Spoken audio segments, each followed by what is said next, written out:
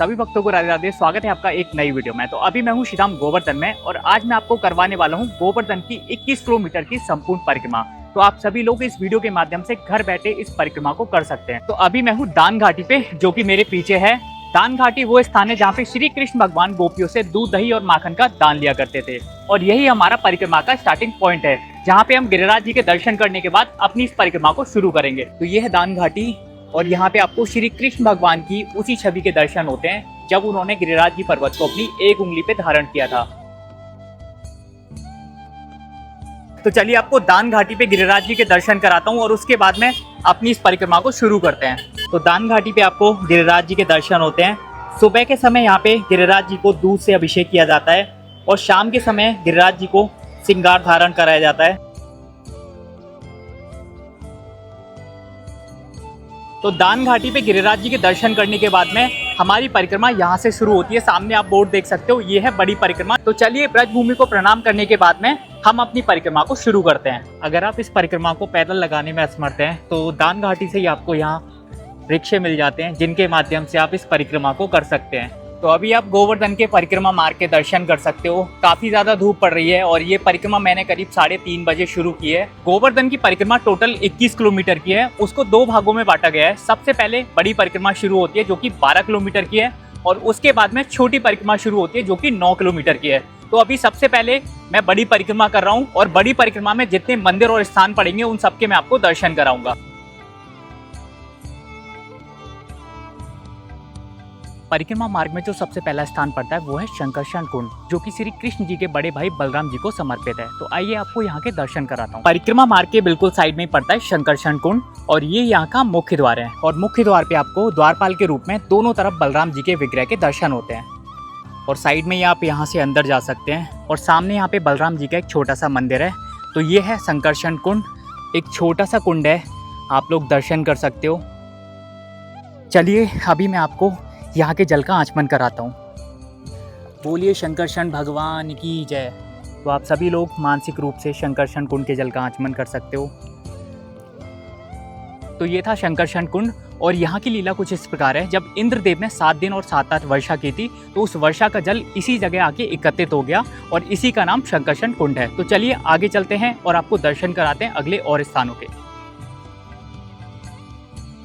परिक्रमा मार्ग में जो सबसे पहला मंदिर पड़ता है वो है श्री साक्षी गोपाल जी का मंदिर और इसी को कान वाले बाबा नाम के मंदिर से जाना जाता है। और यहाँ की मान्यता ये है, अगर आप परिक्रमा करते समय साक्षी गोपाल जी के कान में जो भी मनोकामना बोलते हो वो आपकी जल्दी पूर्ण होती है।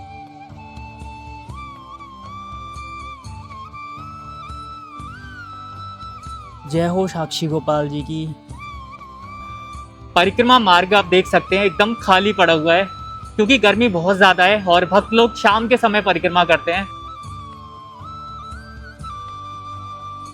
परिक्रमा मार्ग में जो दूसरा मंदिर पड़ता है वो है श्री गोवर्धन बाबा का। ये वही गोवर्धन बाबा का मंदिर है जिनकी पूजा हम दिवाली के 2 दिन बाद करते हैं। चलिए आपको यहाँ के दर्शन कराता हूँ।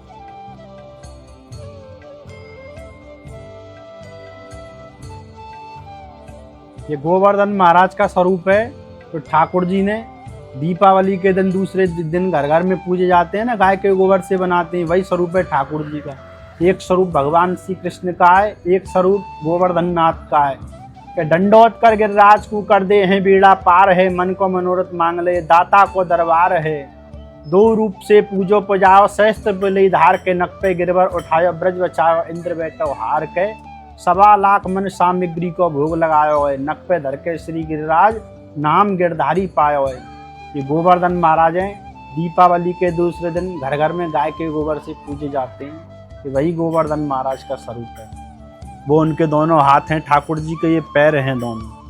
बोलो गोवर्धन महाराज की जय, बोलो बंसी वारे की जय। दर्शन करने के बाद आप यहाँ की एक परिक्रमा जरूर करें क्योंकि यहाँ की एक परिक्रमा करने से आपको गोवर्धन पर्वत की 7 परिक्रमा करने का फल प्राप्त होता है।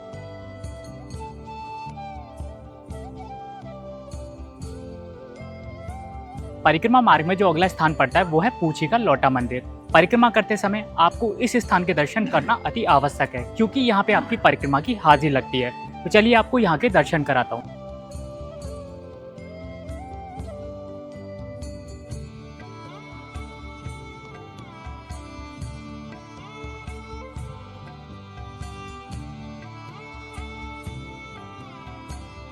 पूछरी के लौटा मंदिर से जैसे आप थोड़ा सा आगे आओगे, यहाँ से आपको एक तिराया दिखेगा। अगर आप सीधे जाओगे तो आप परिक्रमा में आगे निकल जाएंगे और यहाँ से राइट हैंड मोड़ोगे तो आप पहुँचोगे मुखारबिंद। तो अभी हम जा रहे हैं मुखारबिंद। परिक्रमा मार्ग में जो अगला स्थान पड़ता है वो है जतिपुरा मुखारबिंद, जो कि जतिपुरा में स्थित है। इस स्थान पे गिरिराज जी का मुखारबिंद है। तो परिक्रमा के दौरान भक्त यहाँ पे आते हैं और दूध का अभिषेक करते हैं। तो जब भी आप परिक्रमा करें इस स्थान पे आएं और दूध का अभिषेक करें। तो ये है जतिपुरा मुखारबिंद और यहीं पे आपको गिरिराज जी के दर्शन होते हैं और अभी उनका जल से अभिषेक चल रहा है।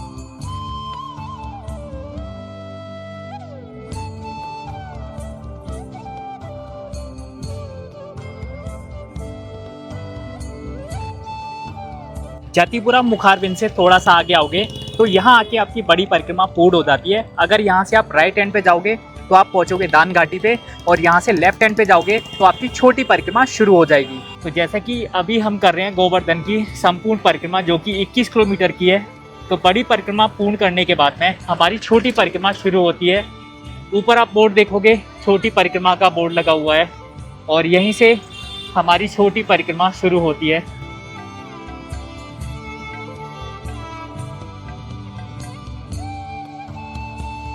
तो अभी हमने छोटी परिक्रमा मार्ग में प्रवेश कर लिया है। छोटी परिक्रमा मार्ग में जो सबसे पहला स्थान पड़ता है वो है चूतर टेका। चूतर टेका इसको इसलिए कहते हैं, जब श्री कृष्ण भगवान ने इंद्र की पूजा की जगह गोवर्धन पूजा शुरू करवाई थी तो सभी ब्रजवासियों से गोवर्धन पर्वत की परिक्रमा लगवाई।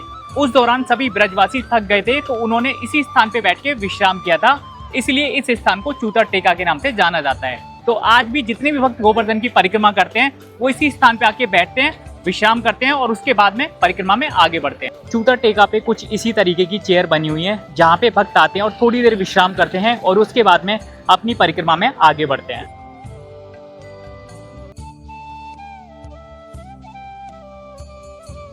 छोटी परिक्रमा मार्ग में जो अगला स्थान पड़ता है वो है उद्धव कुंड और यहीं पे है उद्धव बिहारी जी का एक मंदिर। तो आइए आपको दर्शन कराता हूँ। तो सबसे पहले आपको दर्शन होते हैं श्री राधा उद्धव बिहारी जी के और साइड में ही आपको एकांक जुगल किशोर जी के दर्शन होते हैं और अगले दर्शन होते हैं गुलमलता जी के।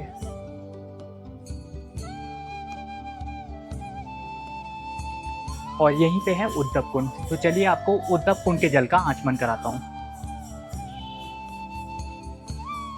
तो ये है उद्धव कुंड और एक छोटा सा कुंड है, बहुत ही सुंदर है ये जगह। जब भी आप परिक्रमा करो तो यहाँ के दर्शन करने ज़रूर आना। तो आप लोग मानसिक रूप से उद्धव कुंड के जल का आचमन कर सकते हो। बोलिए उद्धव बिहारी लाल की जय।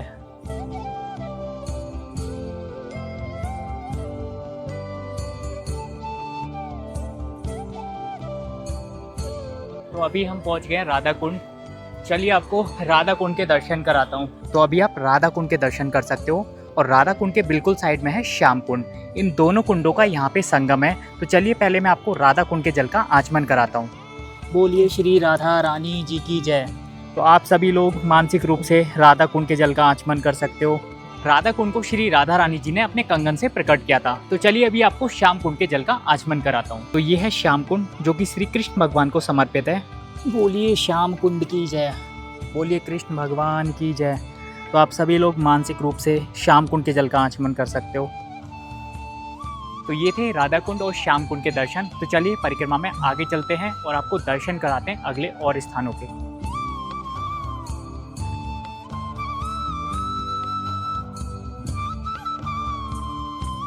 परिक्रमा मार्ग में जो अगला स्थान पड़ता है वो है कुसुम सरोवर।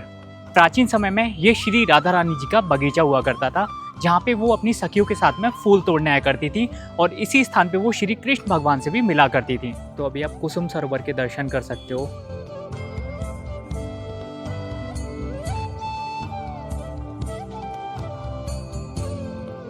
तो अभी मैं हूँ कुसुम सरोवर पे और थोड़ा सा दिमाग ख़राब हो गया है क्योंकि मैंने अभी एक दो क्लिप शूट करी यहाँ पे। तो मैंने उनको देखा, तो पीछे की क्लिप भी शूट करी थी मैंने, उनको भी देखा।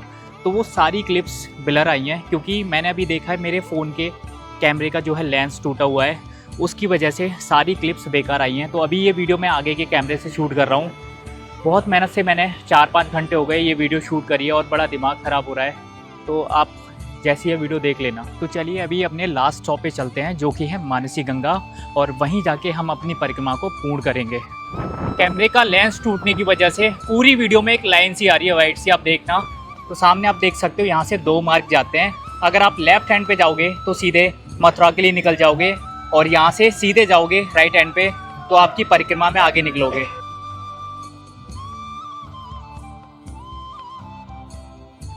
तो अभी हम आ चुके हैं मानसी गंगा। चलिए आपको मानसी गंगा के जल का आचमन कराने के बाद में अपनी परिक्रमा को यहीं पे पूर्ण करते हैं। तो आप सभी लोग मानसी गंगा के जल का मानसिक रूप से आचमन कर सकते हो।